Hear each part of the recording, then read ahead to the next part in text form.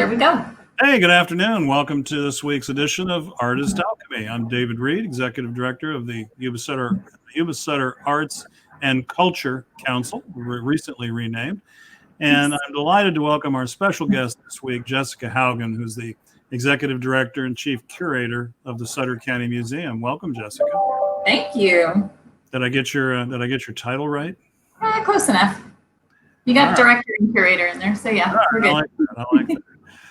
Well, we're excited to have you as our guest this week. You're the first professional museum person I've ever known. I've had a long interest in museums. I'm a lifetime attendee, if you will. Mm-hmm. Back in my early days, I have to share something with you real quick. I don't think I have this in our script, but just to show you how serious I was. This is yours truly back in the 50s. I grew up in Miami, Florida, but this is the front door to my bedroom, and there I am with my co-curator, my younger brother, Robert. To our bedroom, Davies Everything Museum. I even had hours, and my third grade elementary school class came to my bedroom museum as a field trip. That's amazing. I don't get a chance to trot these out very often, but I love it. And a lot of natural history stuff and all the usual kid stuff, rock collection, shell collection, models, ephemera, if you will, since we've grown that word. A lot of little goodies and odds and ends, as well as models I had made. So I love it. Back to my point, it's great to meet a professional museum executive. So I thought you'd get a kick out of that. Yeah. When I think of you, I think of the great example you've set, and then in a way, in honoring the folks that put the museum together in the first place and had the vision to want to preserve those stories and our local history, but then to see what you've done to take it kind of into the new realm, and how you create on a very broad canvas the museum as a kind of a cultural center. What's your take on all that? It's exciting to see the new reasons you're inventing and creating for people to come to the museum. And we are all the time adding new reasons. It's been sort of a shift actually in the entire museum industry over the last 10 years, really, of how we perceive the museum and what the role of the museum should be for the community. So museums shouldn't exist in silos. It shouldn't just be a thing where the experts are inside and they are telling you about these things that you come in and see. And you know what I mean? We've all had those kind of experiences at museums. But really, there's been a shift and thinking of them as more community-minded and more collaborative and not being the professional staff who knows everything versus the audience who doesn't know until they come in and learns from us, the professionals. It's the whole view of the industry and of what a museum can and should be has been changing. And that's been really, really exciting to watch and to be a part of. So for me, especially being in a small town and in a smaller, more rural community, I really think the museum is something that should be here for every member of our community. And we should be offering a wide variety of things here so that we have something that appeals to every member of our community. So, but before you can get to any of that, you have to build awareness of the institution. You have to get people interested in it and get them in the front door. So I've been here 4.5 years now, and the biggest push of everything we've been doing is just honestly to get more bodies to the museum to see what we do here and what we have and what we offer. And so we've experimented with different kinds of programming. We bring in temporary exhibits that have different topics. Every couple of months, we have something new in the gallery to appeal to a different segment of our community. We recently added a farmer's market to our offerings for the community. That's on Wednesdays from 4 to 7. And it's small right now, but very, very excited about it. And we do plan to see it grow over the next few years, because we do intend it to be a long-term, hopefully forever, if I can use that word, project for the museum. It has certainly brought people to the property that maybe didn't even know the museum was here before. So it's been really exciting to see. Well, and I know it's been a success, but I'm still amazed at the number of people I talk to in any given week that are completely unaware that your facility, the Sutter County Museum, exists. I would love, it's like any of these things we do, you want to know about the community, the population you're reaching out to, and what percentage of 175,000 or so people in Yuba Sutter greater area have been to the museum, let alone know about it? I'm going to say small. It's, yeah, yes. I know. I know you track your numbers of attendance like we do, but you make visits, and you've got your groupies certainly like we do that are going to come to pretty much anything you do, and that's great. I kind of got ahead of myself, and I'm sorry, but how personally are you? And I know the museum's been shuttered, but how are you doing? During these crazy times with dealing with the pandemic. We were talking earlier about wearing masks and being safe. Mm-hmm. How's it going? It's going okay. The most frustrating part and the most difficult part for me during all of this is just the uncertainty. It's difficult to plan for anything when we don't know when we'll be able to reopen. But speaking of, and I'm glad you asked that, announcement time, we are reopening next Wednesday, June 24th. So celebrate, except for we can't plan an event because that's against the rules still. So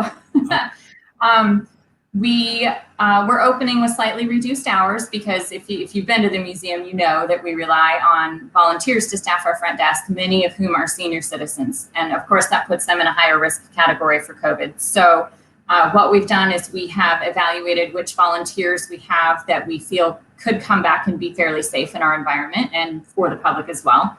And we figured out a schedule of hours that we can handle with the volunteers that we're able to have back. So our plan for I'll just say foreseeable future, because we don't know how long it'll last for, is to be open Wednesdays 4 to 7. So that means the museum will be open during the farmers market. So people who come to shop can also come in and see the exhibit and enjoy the air conditioning.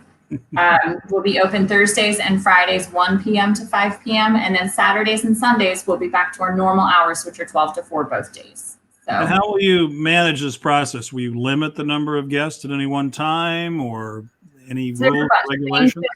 Yes, there's a bunch of things that we will be doing.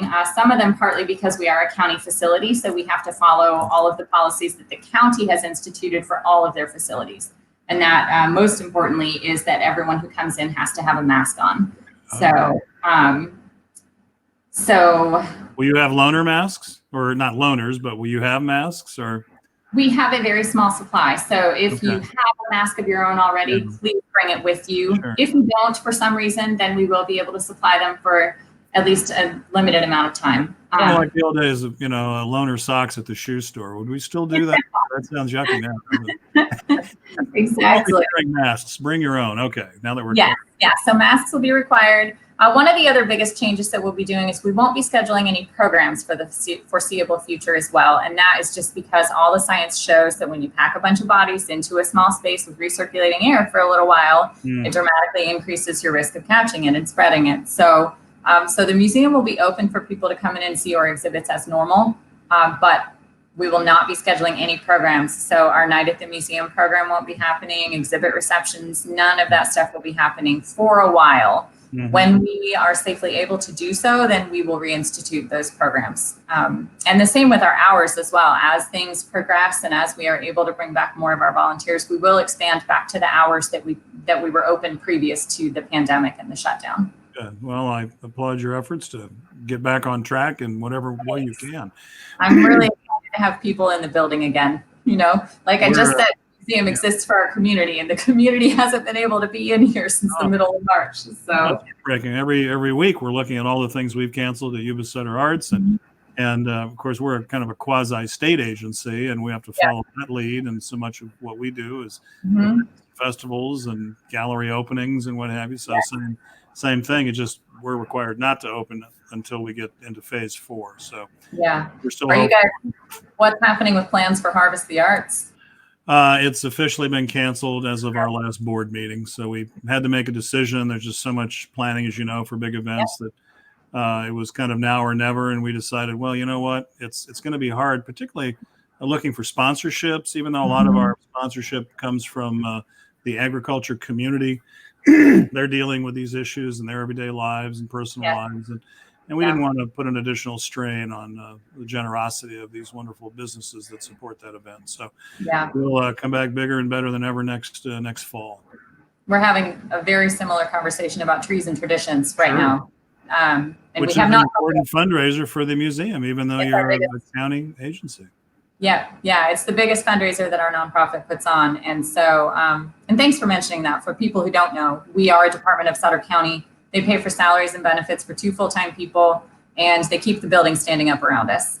Everything that you come in here to enjoy, all of our exhibits, all of our educational programs, all of the great events that we do, the merchandise in our gift shop, our community garden, all of those are financially supported by our nonprofit, which, as everyone in the area has been, as everyone in the world has been, has struggled through this. You know, we've lost revenue through this. So for anyone who likes having a museum and likes having an arts council in the area, you know, come out and support us, buy things from us, purchase a membership, you know, every penny counts. What about Edel Hall, the event center that adjoins your building? I know you're responsible for that now too. Is that shuttered until future notice, or? So that's a little more complicated. Oh. Because for a number of reasons, and that is all of the guidelines are changing all the time. And I have people calling me to see if they can reserve the building for October. Yeah. Who knows what will be happening in October? You know, I don't know what the state of the pandemic will be. I don't know what the guidelines for gatherings will be at that point. So the way we're handling Edel Hall is we are taking reservations. But before we do paperwork and enter into that with any renters, we have a good conversation about the realities of the situation, and that is that nobody knows. So we try to be flexible with them as long as they can be flexible with us. And I just tell them all that when we get closer to their date, we'll sit down and evaluate what the guidelines for gatherings are at that point in time. And if they feel like they can't meet those guidelines, then we will cancel their reservation and refund their money. If they want to work with the guidelines, then we'll be able to utilize the building. That's tough, yeah, for you and for the folks wanting to rent the facility. Great facility, but yeah, what do you do? I mean, you got to be honest and consider all those options. So, wow, boy, nothing stressful about this, right? Ooh. No, not at all. Oh my gosh. The worst part is having to call some of these young couples who reserved it to get married and have to talk them through it. We just had another cancellation today, actually, a couple that was supposed to get married in a few weeks, and it just wasn't going to work out the way they wanted it to. So, yeah. Well, all this excitement going on here, and how did you wind up here? I mean, I've been here for almost 11 years now, and you've been here for over 4. And why are you here, or how did you come here? I'm here for the job. Yeah. That's the short answer. Good answer. Good answer. So I have followed my career around the country. I'm from Oregon originally, and I've worked at museums in the far reaches of upstate New York on the Canadian border. And I mean real upstate, not like 45 minutes out of the city upstate. I mean north of Syracuse upstate. Was that the Antique Boat Museum? That was the Antique Boat Museum in Clayton, New York. A charming village of, I think, 2,500 people when I lived there. So, wow. I was there for a little over 2.5 years. And then I took a job in Las Vegas at a brand new facility that had just opened a couple months before called the Springs Preserve.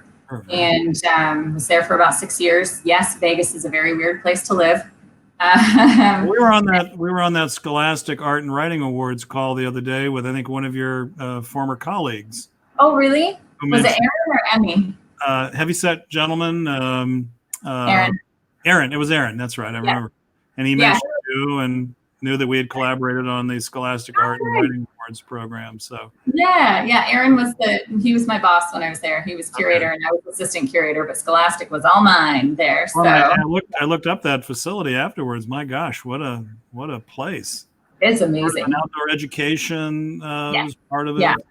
Yeah. Well, very briefly, the Springs Preserve is owned and operated by the Las Vegas Valley Water District. Okay. Oh. And it is sited on the land where the original water source was for the Las Vegas Valley.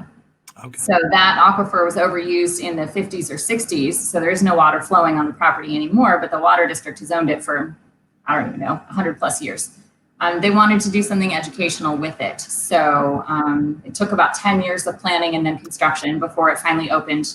But the Springs Preserve is what they did. So it's a cluster of buildings, some of which have exhibits in them. Some of them have other educational spaces. Some are rental facilities because you always want to build in those revenue generators. There's a really nice cafe and a big store and all those things. But one of the most incredible things about it is what they did with the rest of the property. So one of the first things they did was hire a restoration ecologist to start working on bringing the landscape there back to what it would have been when the water was flowing. Wow. And then they brought in wildlife biologists and started doing work to return species to the property that had been gone for decades. So they also hired an archaeologist. They have their own full-time archaeologist who does digs on the property because it's also the oldest occupied site in the Las Vegas Valley since it's where the water was. How many acres about? 80. Okay. 80. They've done a whole bunch of things that we put in motion in the last year or two that I was working there. I should also say there's 8 acres of botanical gardens. So the whole ethos behind the whole place was to teach people about the history of Las Vegas, but also to teach them how to live better in the current conditions of Las Vegas. Wow. So it's all about sustainability and teaching people that the desert can be beautiful and how to take advantage of the resources there. So they really, really, really have done an amazing thing there. And it was a great place to work. It's, I mean, this is sounds like an incredible version of what our own Yuba Water Agency is trying to do here. Water on a smaller scale, not quite as epic or all inclusive, but with a water education project. Yeah. And her team. So boy, it could be a great resource for them. I can hook you up with staff there if you're watching. Good. So after Vegas, I moved to Arkansas for 2 years to work at a museum that was in the planning stages, the U.S. Marshals Museum. Okay, so that wasn't actually open, so you got to help plan it, develop it? Yes, I was working with the exhibit designers to figure out what those would be, what stories we were going to tell, and I was also tasked with building a collection of artifacts for the museum. Wow. So did the building exist, or did they have to build a building? Well, no, they had to build a building. So it was literally ground up. Wow, how exciting.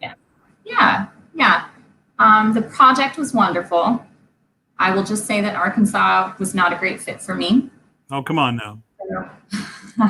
Surprise. Mike Huckabee, come on, what's not to like? What, Arkansas? I spent a lot of time there. One of my clients was Walmart. So I used to go to Northwest Arkansas all the time to Bentonville. Well, saw some other parts of the state. Northwest Arkansas is a slightly different story. I was in Smith, Arkansas. There are some great people there, and it's a beautiful, beautiful place. But like I said, just not the right fit for me. So, what a great experience. Yes. And my family is all still in Oregon, and it's been quite a long time since I lived very close to them. So, so I started looking for a job that would at least be within driving distance of being able to go home and see my family. So I ended up here. And it's a 7-hour drive door to door. Oh, well, that's not bad. That's doable. It's not. No, it's totally like me going to Los Angeles to see my family there. So, yeah. So you've touched on some of the things you did in developing that new museum in Arkansas. So on a day-to-day basis in your position at the Sutter County Museum, what does a museum director and curator do? Your online profile says you oversee day-to-day operations, you plan to install exhibits, and all. But in your own words. Well, there are good things and bad things, I will say, about working in such a small institution. So I mentioned there are 2 of us here full time. So that means we get to do everything that needs doing for the museum. So on any given day, I'm researching traveling exhibits to bring in for our community and or doing research out of our own collection on exhibits that we have enough materials to actually build and show what's in our own collection on. Planning educational programs for kids and adults, figuring out the marketing needs for the museum and getting all of that taken care of. One of the other hats that I wear is gift shop manager and buyer. So I get to shop for the gift shop is one of the other things.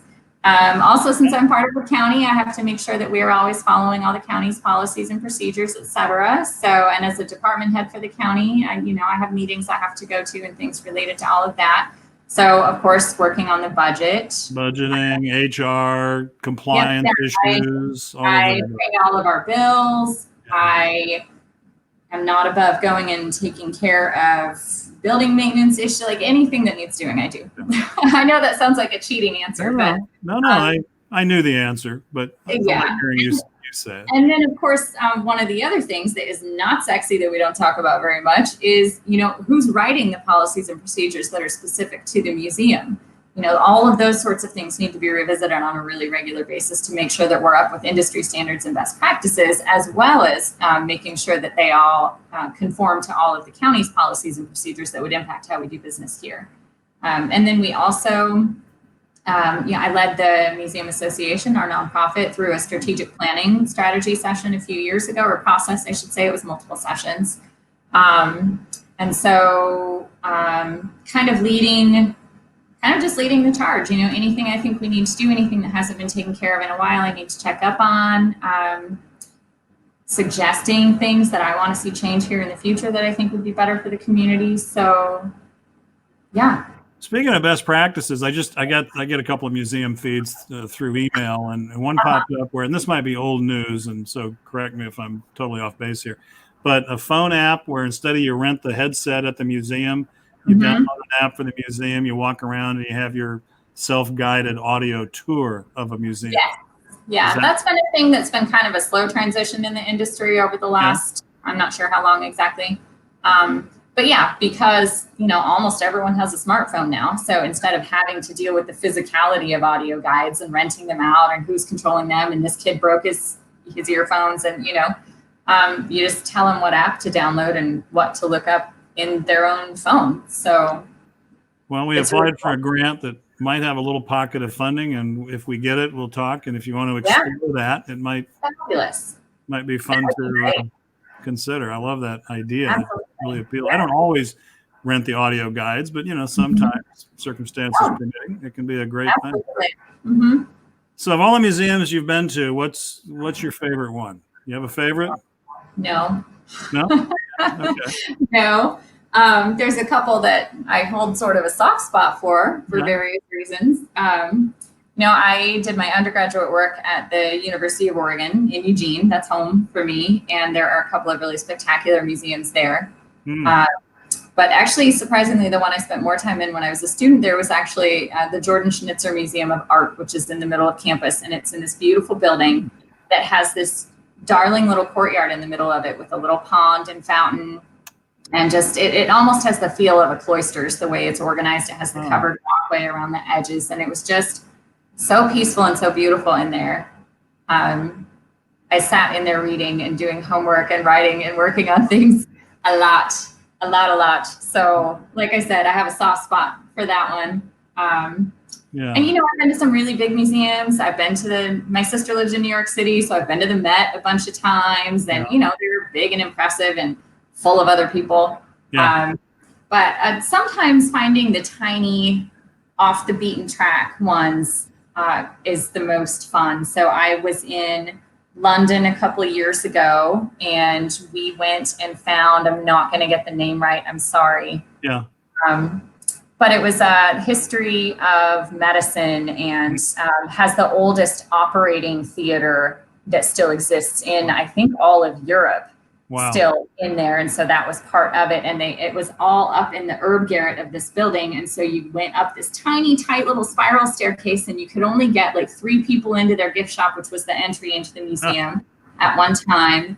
And it cost a couple pounds to get in. And then you go in, and they have recreated this kind of medieval herb garret feeling up there. So tons of dried herbs and the kind of containers they would have stored them in, and old-fashioned looking interpretive panels about how these different things were used and what the doctors and people who studied medicine in the day thought about these kinds of cures. And then it kind of went into early surgical tools and specimens in jars. And then it opened into, you went through this little door, and it opened into the operating theater. So for those who don't know anything about medical history, in the early days of operations, oftentimes they would be associated with a school of medicine, and you would literally be operating with all the students watching you, and set up in sort of an amphitheater style. So it's steep seats on the sides with the operating table down in the center, so everyone could get a view of how they were doing the surgery.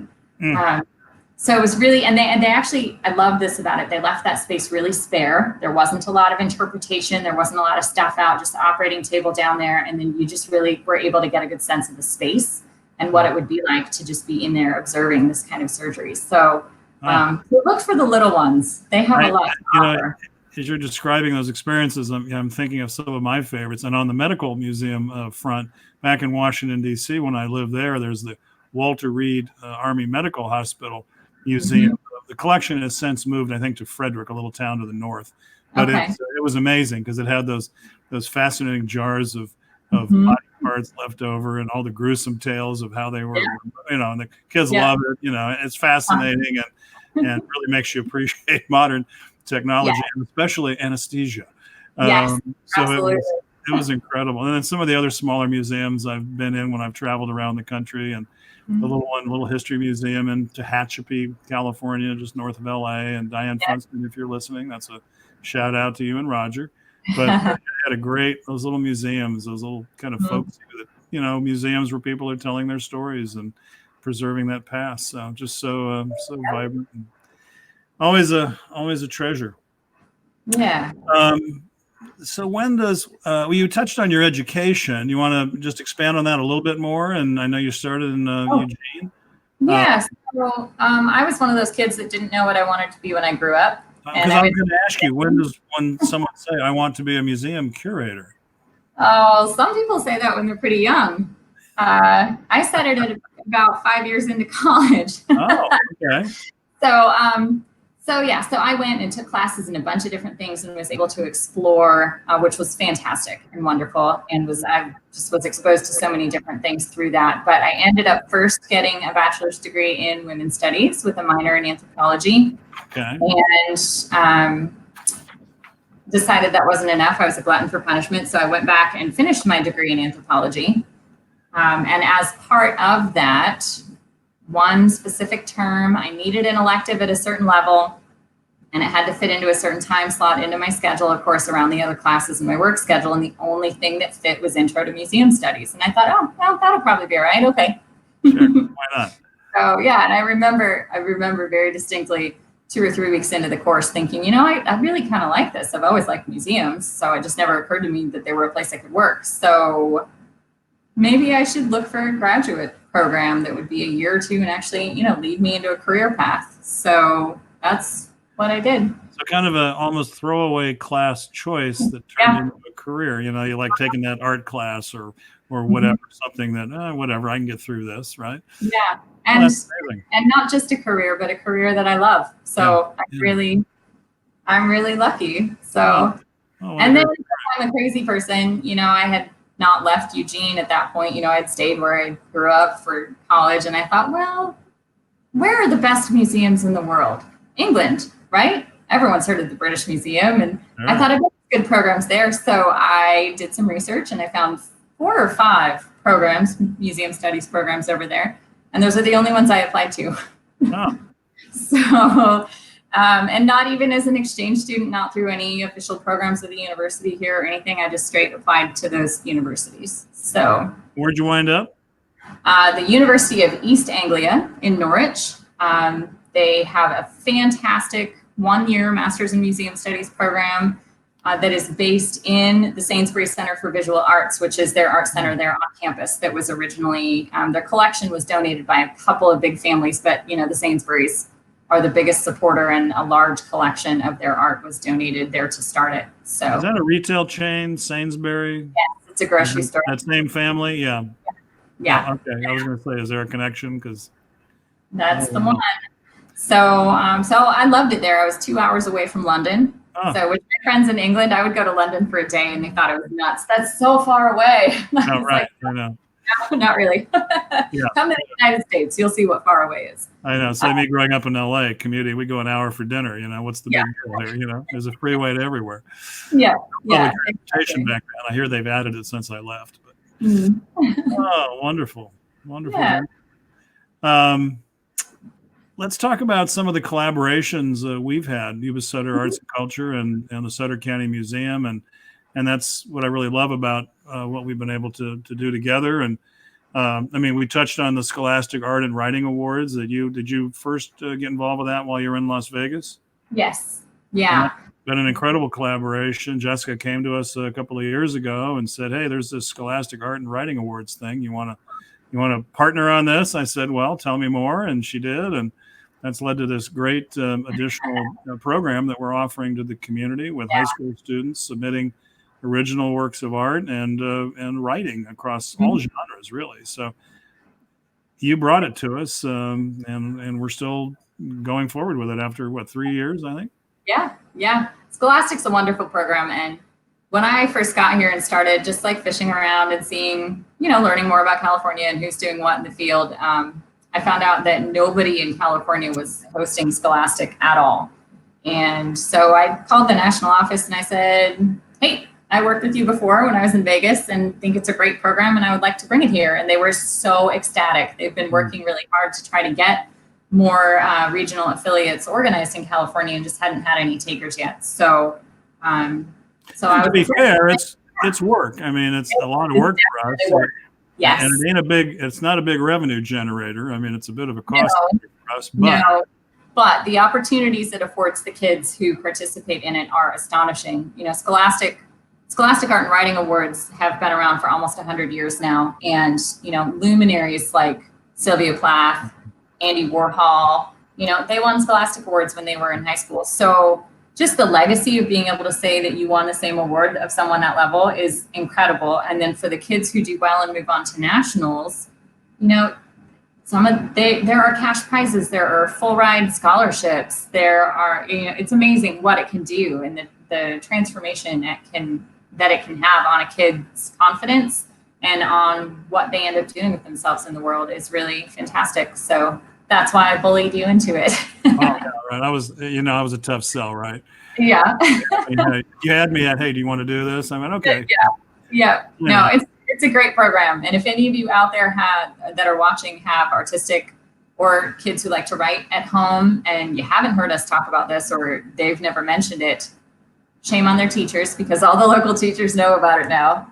But feel free to call me or David directly and we would be happy to tell you more about the program. Submissions happen in the fall and then adjudication and everything happens in the spring. But it's a wonderful program. It's really fantastic. And we'll get it cranked up again one way or another, whether we're back in classrooms or not. This can easily function as a virtual program. I mean, we love having the real-time awards ceremony. And if we can next February, we'll do it again. If not, we'll do something else. But regardless, students will be able to participate at the full level. That's been great. We so thank you for bringing that to the community. And it's been a great group to work with. And it's a Scholastic books. It's a separate division, but it's that same brand that, Scholastic book fairs in school. I've still got a few Scholastic books left over from my days in elementary school. It's been around forever. And as Jessica said, the awards program is nearly 100 years old. So it's been really, really a wonderful addition to our arts and education program. So I'm glad you feel that way. Oh my gosh, absolutely. Other things we've done. We talked about you expanding the reach of the museum and using it as such a cultural center.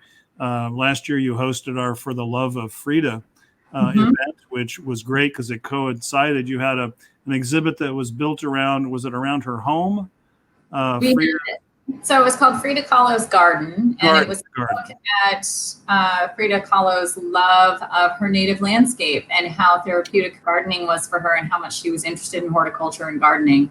And it was based on an exhibit that was at the Brooklyn Botanical Gardens a few years prior. And that exhibit, the originating exhibit, was the first exhibit to really look at her and her artwork through that lens. So and then we were very lucky to get it. The Brooklyn Botanical Gardens worked with National Endowment for Humanities and the Mid-American Arts Alliance to create a traveling version of that exhibit. So it did not have original paintings. It had reproductions to allow for smaller institutions that frankly could never afford the insurance for original Frida Kahlo paintings to be able to host the exhibit and share that kind of content with our communities. So it was wonderful. And having you guys here with that event was a lot of fun. Yeah, so that exhibit, the museum was open. That was all inside and out in the front lawn and in the part of the parking lot. We had folklorico dancers and musicians and art exhibits, and it was just a really fun and great food. A couple of great food vendors, tacos and the grilled corn, and oh my gosh, it was just an amazing day. Prior to that, you had hosted part of our Portraits of Veterans project a couple of years ago. We got a grant from the state to photograph local veterans. That was a great project. We used the museum as one of our studio sites. We had a pop-up studio set up in the main gallery, and invited veterans to come in. Our photographer, Lori Fancher Long, was there on site. Gosh, in fact, I was thinking recently that was the time I met Veer Gardner, who's since passed away, Gridley veteran. And he was a Pearl Harbor survivor, and we're working on a new Veterans in the Arts project to document living Pearl Harbor survivors. Aaron Burks will be creating oil paintings of these individuals. But we met Veer that day, so it was just, there's a very personal component to what we do. You know, we do a lot of what we do for the community, but what we take away from it as individuals involved in arts and culture management, if you will, it's pretty powerful stuff. So we're mindful of that and appreciate those experiences. Your exhibits are often so reflective of topical events. I know you've hosted events about the history of women and tattoos, and the Native American photo exhibit, the campfire exhibit with relics and artful representations of artifacts from the campfire. And what's your take on that as you curate these different events? Well, there's a couple of different things that go into my decisions about what temporary exhibits to bring in. One of those is, you know, we look at the exhibits we've brought in over the last few years and try to not repeat ourselves too much. The other is we really do try to have some tie to our local community, our local history with everything we do. So, and then on top of that, I'm always looking for things that will draw in a new audience or appeal to a part of our community that maybe hasn't engaged with the museum as much. So yeah, like you mentioned, we had Tattooed and Tenacious, the history of tattooed women in California, which brought in a very large number of brand new visitors to the museum. The Frida Kahlo exhibit was very, very popular. That also brought in a lot of folks. And also following on the heels of the renovation we did last year, Frida was the exhibit we opened with at that time. So, but yeah, I also, one of the benefits of working at a small institution is that we're able to be a little more nimble sometimes with what we have going on with our temporary exhibits, et cetera. And so we're able to shift our schedule around to bring in things that are really timely and related. And I do see that we have a little question here about how do we market the museum. So marketing honestly is a tough nut to crack. And the way to reach the older parts of our community is not the same way to reach the younger parts of our community. So if anyone knows the magic bullet for marketing, I would love to hear about it. But our local newspaper, the Appeal Democrat, is very generous in the coverage that they give to the museum for our temporary exhibits and our programs. We have our own website, SutterCountyMuseum.org. We do our own e-newsletter that you can sign up for if you just go to our webpage and then scroll to the bottom. I'm trying to be as active as possible on Facebook. I'm trying to get our Instagram page going again. But, you know, marketing is one of those million hats that I wear that I talked about earlier. And so, right. You know, it's the most important thing, but sometimes it's just one of those things that I don't get to in the course of any given day. So, hey, it's all right. No apology necessary. I feel your pain. So when you figure out that secret sauce for that youth engagement component, we're working on a couple of things. But I mean, do we need to throw a cool hip dance party, or how do you get those young people out there? Oh, you know, the most success we've had so far has been the Tattooed and Tenacious exhibit. Yeah. And the Frida Kahlo exhibit. She's a very popular figure just across the board, pop culture wise now. Always so top ticket with Frida, yeah. So I don't know. We're just going to keep doing what we do and just keep trying to get the word out there. And but that I think goes back to trying to offer different things to different parts of our community. So the farmers market I mentioned, we've definitely seen people there who have never been to the museum before, and we've seen some young families coming to it. So that's been really exciting for me as well. And one of the other parts that is helpful is just partnering with other local agencies.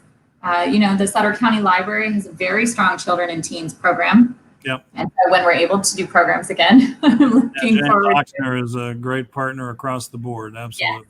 Yeah, 100%. The library is amazing in what they do, and so many people have no idea how much they do.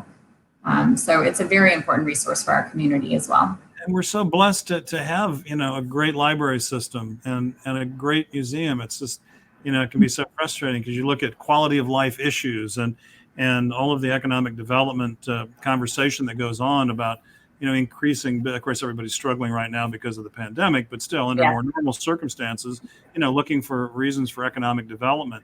And I keep encouraging our elected and other government staff to consider, when you're looking at quality of life issues, to look at these assets that we have, these cultural assets, the history, a museum, YubaSutterArts and our theater and galleries, the library system. When people are looking to move to an area to take a new music, you were oriented that way already. That's why you took the job. But to consider bringing your family into a community, what are you going to look at? Well, you're going to look at the schools if you have school-age children. Yes. And what else the community has to offer. Can I rant for just one moment? Absolutely. I'm a little frustrated occasionally with our neighbors in Plumas Lake and some of it's geography, but and even some families that I know very well that know what we do, and we talk about it all the time, that don't have a clue about Marysville or Yuba City, and they're very Sacramento, Roseville centric.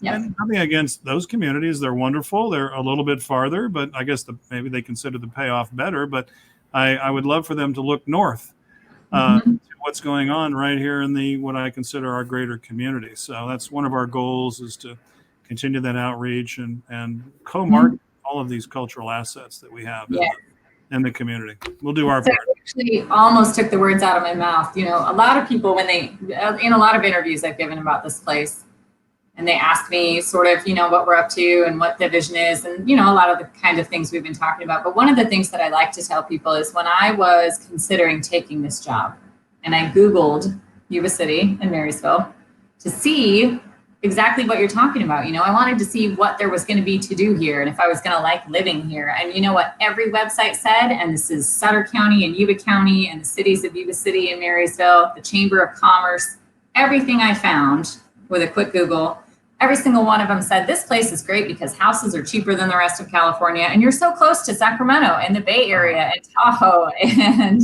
I was like, okay, but what's here? Yeah. What is here? You're doing a great job of telling people that they should live here because of the proximity to other places.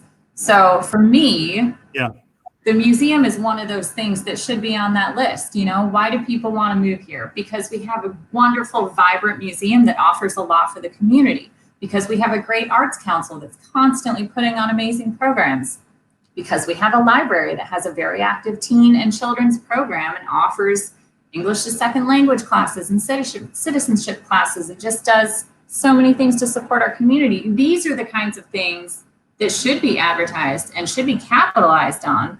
I sit in a lot of those same meetings you do, and I hear our elected officials talking about, we need to find ways to attract more younger people to this area and to keep the younger people who are leaving and to lure them back after they leave to go to college, et cetera. Well, you've got some tools here. If you wanted to put a little more money into them, give us a few more tools for each of our agencies to expand and to be able to offer even more. This isn't a desert here. There's quite a bit going on. And if we just had a little bit more of those resources, we could be those things. And you already have us. Yes. So well said. And lest I forget, no disrespect to our own Yuba County librarian, Sandeep does a great job at her facility in Marysville and has been a good partner as well. So shout out to everything they're doing as far as virtual programming. So definitely. I'm actually going to be working with them for the first time in a few weeks. They've invited me to come and do a virtual program as part of their summer programs. So wonderful. Yeah. So you are reaching across county lines. County lines. And you live in the neighborhood, so right? I do, yes. You're a bi-county kind of gal. You live in. I drive across that bridge every day. Sutter County. Yeah. You actually brought up an interesting point there. Since our name is the Sutter County Museum, a lot of people tend to think that when they come in here, they're only going to see Sutter County represented. And that is just absolutely not the case at all. What we are doing is telling the story of our region. You cannot follow the boundaries, the man-made arbitrary boundaries of a county, and tell a complete story. So we tell the story of the Yuba Sutter region, and we are actually working right now with an exhibit design firm to create a master plan that will guide us through redeveloping all of our permanent exhibits. And so as we do that, one of the biggest things that we have talked about is the fact that we need to do a better, more even-handed job of representing both counties, both sides of the river, and showing the community what the whole story is, not just pulling out snippets here and there. So, so that's a question that I get a lot because, you know, the Sutter County Museum doesn't really accurately describe who we are. So maybe we'll change our name again in a couple of years. We'll see. Hey, well, I was going to say, you kind of queued me up for, you know, what's your vision for historic preservation for both Sutter and Yuba counties? Is it some kind of melding? You're obviously telling the story for both counties and beyond, but. So really my vision, there are a lot of great efforts at history on both sides of the river. There are a number of entities involved, and I'm not even going to try to list them all because I know I would accidentally forget someone, and I don't want to do that. But we all know people on both sides of the river who are very passionate about the history of this area and about telling that story and sharing it with a wider audience. The problem comes when you look at how independently all of those entities are operating and the fact that they're all looking at the same sources for funding and that there's no overall cohesive vision for presenting the history of this area and for using it for tourism development and economic development, et cetera, which are things that we really should be thinking about in this, you know, in our community, both sides of the river. So in a perfect world, especially since we already exist here and we have county support and we have the building and, you know, we have a long history in this community, I think it would make sense to marry up some of those silos of history efforts and try to get us all working together and more collaboratively, sharing our resources to be able to offer that much more to our community and expand the historic resources that we have. Because really, 5 or 8 or however many entities going out there and looking for funding for history efforts really dilutes what we're all able to do. Whether if we had one big vision, one entity kind of controlling it with input from all of these other organizations, or even combining some of these organizations entirely, it would be that much more clear for potential funders where their money's going, what's going to happen with it, and the fact that it would be good for the community. So I see us growing. A couple more staff people would be great. But, you know, since we're already doing that, we're already telling the story of the community, not just this side of the river. And yes, looking to, you know, cultural tourism and what have you, but there's such a already a baked in, ingrained appetite here for hearing the history, learning more about the history. One of the biggest events we've had the last couple of years was well, several that Chuck Smith's been involved with, where he portrays Chief Justice or Supreme Court Justice Stephen J. Field. And just before his last one-man show, we did kind of a history mashup with Black Bart, Mark Twain, and Stephen J. Field, who didn't necessarily know each other, but their dates, I checked, they did overlap. And the place was packed. I mean, the house was absolutely sold out at the Burroughs Theater in Marysville. So I know that interest exists with all the great things going on with historic downtown Marysville and Chinatown and all the historic assets in Sutter County and the Buttes. It's like it's here. And we know it's a marketable thing that could really help with that Visit Yuba Sutter mantra with the new group that's putting together materials and collaterals to help encourage visitors to come see what we have. So incredible. Yeah, Get out together. I would love to see us be the umbrella kind of for all of this, have a satellite location in Marysville, and work with other entities in the region to just promote the history of the area and just to do everything we can for it. It's a massive resource. It's being very underutilized for our community. And if I may, not to offer your services, you know, not knowing the economics, but to offer your professional curatorial skills to as an overseer, if you will, in a perfect world. When funding becomes available, I'll work on a grant. We would need more funding to do any of the things we've just suggested. I know. You're not. I think that's always what it comes down to, right? But you're living a full schedule right now. I know. Yes. So, you're still taking care of dogs as well. Are you still? Are you providing shelter for? So right now we just have our own dog. We haven't been fostering any for a little bit, but we actually are in the process of adopting another one. Right. So You're very keen on that too. Well, Yes. Yeah. I want to mention one other thing before we maybe get into our last segment. Mhm. And that's just an appreciation also of, I think for a couple of years now, you've done a Day of Remembrance event in February.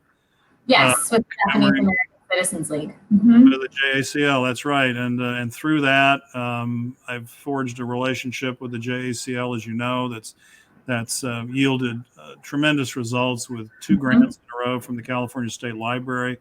It's kind of a wonderful mashup of art and culture, really germane to our kind of renewed mission. But thanks to that great event that you do in February, which I don't know, honor's not the right word, but remembers, how about that? The signing of the executive order by FDR that Mhm. resulted in the incarceration of 120,000 Japanese Americans during World War II. But Mhm. regardless, that what's come out of that now is this incredible new mural in Marysville, right next to the Mhm. church. It's close to completion. We're going to have a special ceremony once it's done. Madeline Templeton's done a remarkable job. It's 125 feet long. There's nothing like it anywhere in the region. It also has provided the funding for us to create the memorial site in Arboga, where Right. the old migrant farm workers camp was located in the 30s, that became a temporary assembly center for local Japanese Americans before they were shipped off to the Tule Mhm. Lake concentration camp. So, thank you for that. That networking and those meetings and introductions, and that event has really meant a lot to us the last few That years. event is so important. There's not that many people left who were old enough when they were interns to actually remember the experience. They're World War II age. So, like the World War II vets, we're losing them on a really rapid basis. And it's really important as a country that we remember those kinds of things. We've all heard the million variations of the quote that basically says, if you don't remember your past, you're doomed to repeat it, right? This is a not pretty part of our past. It's not fun talking about it. It's not fun hearing about the atrocities that were perpetrated against American citizens on our own soil during World War II. But it's terribly important that we talk about it and that we remember it. Otherwise, we're Here, doomed here. to it. Well, that's sort of a segue to a question I did want to ask. And would you care to offer any insights into what's going on with changing historic names or places named for historic figures, or removal of statues, both in California and around the country? It's kind of a conundrum, and I'm still kind of studying the issues. What do you think? From a purely museum professional point of view, one of the first things that people tend to suggest when they talk about removing any statues from public places is, oh, it can go in a museum. Well, I would like to meet the museum that has an empty warehouse waiting to be filled up with these statues. I would like to meet the museum that also has the staff and the resources to care for them, to be able to move them, to have them on display if that decision were ever made. I mean, it's terribly problematic just from the how on earth would we handle these things point of view for every museum professional who hears that said out loud. Sure. So while, yes, we are repositories of the history of our nation, depending on where we're located and what our mission statement is, that doesn't necessarily mean that we're able to take care of anything that people want to give us. And in fact, a lot of us have very strict rules about what we can and cannot accept for the museum's collection. And one of the rules that we follow here, because we have a very large collection for such a small institution, is, do we have space for it? So that is one of the first considerations. I do want to say, though, one of the other things that always comes up when you start to talk about and I'm saying this particularly to pertaining to the statues, still the removal of statues. You hear a lot of people start to blame and start to say, well, they're rewriting our history. I disagree with that. Removing a statue is not rewriting anything. It's maybe glorifying it a little bit less. And all these statues that we're looking at right now, all the big ones that we've seen a lot of news coverage about, all the Civil War generals, et cetera, they're all people that were attacking the United States and fighting against it. So I find that to be a really interesting conundrum within the community of people that argue to keep them and talk about honoring their history, et cetera. That, again, is a story that we need to remember happened. and that we need to be aware of the situation that led up to it and why it happened. But I don't think removing statues in any way, shape, or form is rewriting history. So good point. Good sense on the statues. Well taken. We'll leave it at that. My idea is I would love to have the resources to round up a bunch of those statues and do kind of a virtual mashup, cultural mashup, where we have some giant park and you position them out of context. So you've got John Sutter with Jefferson Davis, and just sort of arranged willy-nilly with some artistic elements, no political statements, just have a park. Because my instinct, the first thing I thought when you started describing that was, and have a lot of information about who these people are and what they did, because a lot of names, we know the names, but so many people, they couldn't tell you even what side of the Civil War some of these generals are on, or what battles they fought in, or how many people died, or any of that. See, so we're collaborating. Now we have a vision. Let's make it happen. All right. Jessica, our last section of our program each week is we ask all of our guests 10 questions, and these were created by the late, great James Lipton, who was the dean of the Actor Studio in New York City for many years. Right. He'd always ask his guests these 10 questions, and it's been a lot of fun. And with your indulgence, here we go. Absolutely. So what's your favorite word? My favorite word? I don't know if I have one. Is that cheating if I say that? Absolutely not. No, okay. This is your show. What's your least favorite word? I don't know that it's least favorite, but a word that I think is weird is moist. Moist. That's good. Every time someone says that word, I don't know why I'm like moist. Like, say it a few times in a row. It's just a weird word. I'm going to work on that after the show. All right. What turns you on creative, spiritually, or emotionally? Oh, anything, everything. I mean, inspiration is all around us all the time. By nature, a curious person, I think. And yes. Yeah. Stories, though. Stories are a big one. That could be a movie or a book or something I discover in our collection here at the museum. Sure. But, there's always something interesting to find out about and learn about and take and turn other people or turn it into something new and interesting. I like it. What turns you off creatively, spiritually, or emotionally? I don't know. I think it's been hard for me to feel creative and inspired during the pandemic. Mostly it goes back to that feeling of uncertainty. It's really hard for me to get excited about figuring out what our temporary exhibit is going to be next summer when, I don't know when we'll be able to be open. I don't, and now we do know. So that feeling is starting to pass a little bit, but that's been very difficult for me recently. Fair enough. What is your favorite curse word?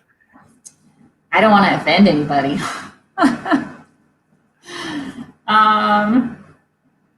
I can say anything. Hey, we're so far so good on Facebook. Okay, well, so have been known to say the word fuck probably too many times in a sentence. Not in public. Usually I try to keep it at home. Wow. But I was actually one of those kids that got in trouble for swearing a lot when I was a teenager. So I don't know, there's some sort of weird kind of cathartic release in using language like that sometimes. And it's very very useful. It comes in all its forms: verb, noun, adjective, adverb. All the variations on a theme, right? Exactly. What sound or noise do you love? Oh, I love. Lately, since I've been home more, I've really been enjoying listening to the birds that we get to hear. There's so many trees in our neighborhood, and with Ellis Lake, we're pretty close to Ellis Lake, so we get to hear all the geese flying over a couple times a year. And I love waking up to the sounds of the birds, except last year we had a mockingbird set up shop in a tree in our backyard. And that thing, we've got a pair in our backyard. I hear you. It's a mixed blessing. All night long, every night for like a month and a half. They have quite a repertoire too, don't they? They do, but when you hear it that much, you really do start to recognize pieces of it and parts of it. And it's interesting though, because it wasn't the same night after night. They do put it together in different orders. So One of our local neighborhood cats gets too close to their nest, and oh my gosh, that aerial combat scene between the cat and the mockingbirds. I bet. Sight to behold. I'll try to get you a video. Yeah. What sound or noise do you hate? So, other people chewing. It just sends me into this irrational rage, especially if it's like really loud, crunchy chewing or like just on and on and on. You're like, just swallow it. Get on to the next bite. Come on, please. Does that go for gum chewing too? Yes. Yeah. mouth noises in general, honestly. But the chewing, crunchy things is what gets me, and slurping. Those get me the most. Yeah. Manners count. You're right. Thank you. What profession other than your own would you like to attempt? I thought about quite a few things when I was younger. Like I said, I explored a lot in college. So one of the things that I actually thought for a while, seriously considered going to school for, was to be a doula, a birthing assistant who works with midwives. Sure. And a lot of people that knew me thought that was really weird because I was never interested in having children. I don't have children. I never want any children. But I find that act, the act of childbirth, just to be an amazing moment, and to be a part of that and to help women through that would just be incredible. And there was actually a school of midwifery in Eugene when I was there and going to college and everything. I think it has since closed, but so it actually would have been an attainable thing for me had I decided to go that route. So. What's the term? A doula? Doula, DOULA, and you're sort of a support person for the woman who is birthing the baby. So you're not a midwife, you're not doing the medical side of things. You're really like, you meet with the woman ahead of time and talk through her birth plan and make sure. I just don't think I'd ever heard that term. Yeah. Advocate for herself, then you are the person there that can advocate for her. Doula. All right. Yeah. Thanks for expanding my vocabulary. Yeah. What profession would you not like to pursue? Teaching. Aside from motherhood. Teaching. Teaching, really? Oh, I thought you might have been an academic or had that aspiration early on. Not so much. I actually am really terrified of speaking in public. Really? Yes. Yeah. I hate it. You might not see it in me when you see me talking in public, and that's just through practice. It's those acting skills that you learned back during your dinner theater. I was always terrified when I was up there too. I still have dreams, occasional nightmares about being on stage, because I did it way back when, and being on stage in front of an audience, live audience, and forgetting my lines. Yeah. Wake up in a cold sweat. Absolutely terrifying. Yeah. All right. Well, and last but not least, if an afterlife exists, what would you like to hear from the divine spirit when you arrive? I guess just that I did okay. That would be nice to hear at that point. That's good. That's good. Well, Jessica Hougen, our hour has flown by. It's just been an absolute delight. We've gone down some uncharted paths here that we hadn't planned, and thanks for indulging me, and thanks for sharing so much of your journey. And we're very grateful that you're part of the culture and art scene and Yuba Sutter. So thank you. Thanks for having me. Be back. Stay safe, be well, best of Blake. Thank you to our technical support team, producer Abby Cecina, technical director Alex Cecina. Next week, our guest will be violinist Andrew Swords, who's been to town a number of times. He actually lives in Cleveland, Ohio, but fabulous violinist who was part of our Brahms in the Brothel show last year. He was the show. And his great friend and frequent collaborator, Scott Seaton, conductor, from the North State Symphony and other ensembles. And they're just a great, great fun team together. So that's next Tuesday at 4:00 live on Facebook, or anytime you get around to scrolling through Facebook. Until then, that's it for Artist Alchemy. Lots more virtual events coming up at Yuba Sutter Arts on Facebook, or you can look us up at YubaSutterArts.org. Until next time, thanks so much. Thank you.